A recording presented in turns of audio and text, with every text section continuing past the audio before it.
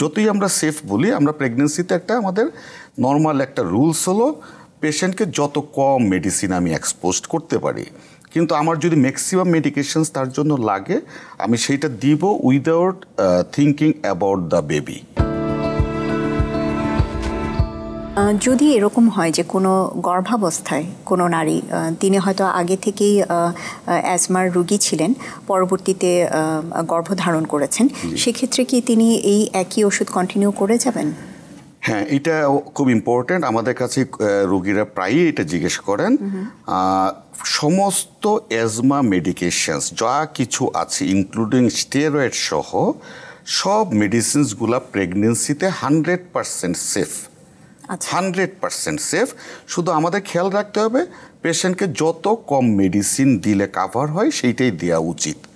যতই আমরা সেফ বলি, আমরা প্রেগনেন্সিতে একটা আমাদের নর্মাল একটা রুলস হলো পেশেন্টকে যত কম মেডিসিন আমি এক্সপোজড করতে পারি, কিন্তু আমার যদি ম্যাক্সিমাম মেডিকেশনস তার জন্য লাগে আমি সেইটা দিব without thinking about the baby. বাচ্চার কোনো ক্ষতি হয় না। এটা পাশাপাশি আরেকটা জিনিস আপনাকে আমি বলি, অনেকে জিজ্ঞেস করে আমি ব্রেস্ট মিল্ক খাওয়াতে পারবো নাকি আমার বাচ্চাকে। অ্যাবসলিউটলি ব্রেস্ট মিল্ক খাওয়াতে পারবে, কারণ ওই মেডিসিনগুলা ব্রেস্ট মিল্কে এত কম পরিমাণে যায় যেটা বাচ্চার কোনো ক্ষতি করে না। আচ্ছা, থার্ড সবচেয়ে ইম্পর্টেন্ট যেটা, ব্রেস্ট মিল্ক যে বাচ্চাগুলোকে খাওয়ানো হয় 6 মাস, সেই বাচ্চাগুলোর পরবর্তীতে অ্যাজমাটিক্স হওয়ার সম্ভাবনা খুব কম থাকে।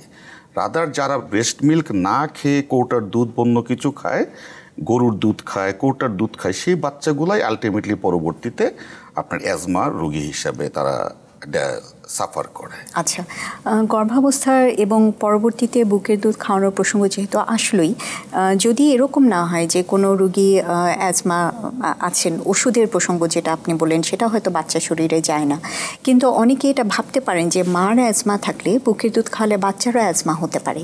এই ধারণাটা কি ঠিক? না, একদম অ্যাবসলিউটলি রং। কারণ অ্যাজমা তো বললাম এটা রক্ত দিয়ে ছড়ায় না, এটা শ্বাসের মাধ্যমে ছড়ায় না, এটা জেনেটিক ফ্যাক্টর আর অ্যালার্জেন। অতএব বাচ্চার অ্যাজমা হওয়ার কোনো সম্ভাবনা নাই ব্রেস্ট মিল্কের জন্য।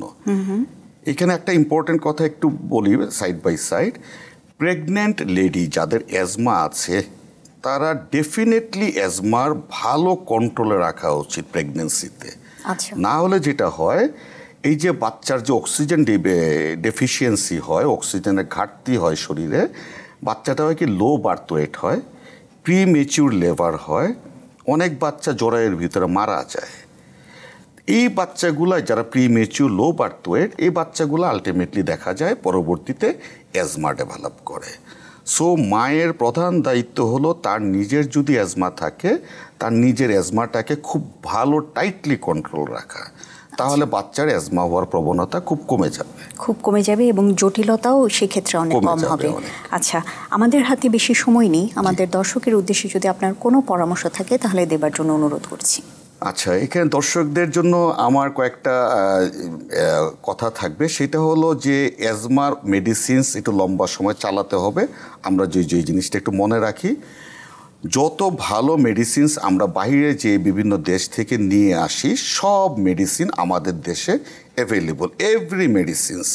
রাদার আমাদের দেশ থেকে আমরা মেডিসিনসগুলো এখন বাইরে এক্সপোর্ট করি। সব মেডিসিন নিয়ে চিন্তিত হওয়ার কিছু নাই। 3 নাম্বার হলো যে কিছু কিছু ড্রাগস খেলে কিন্তু অ্যাজমা বেড়ে যায়।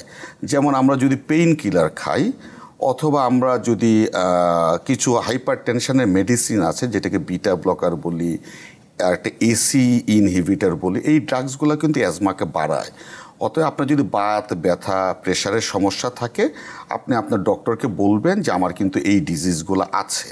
তাহলে ডক্টর ওই কথা চিন্তা করে আপনাকে আপনার প্রেশারের ওষুধটা চেঞ্জ করে দিবেন, অথবা পেইন কিলার আপনাকে দিবেন না। আরেকটা ইম্পর্টেন্ট জিনিস, আমরা অনেক সময় মনে করি কি nebuliser very effective. Nebuliser very effective, কোনো সন্দেহ নাই। বাট নেবুলাইজারটা আসলে হলো যখন একিউট অ্যাজমা, সিভিয়ার অ্যাজমা হয় সেই সময়ের জন্য।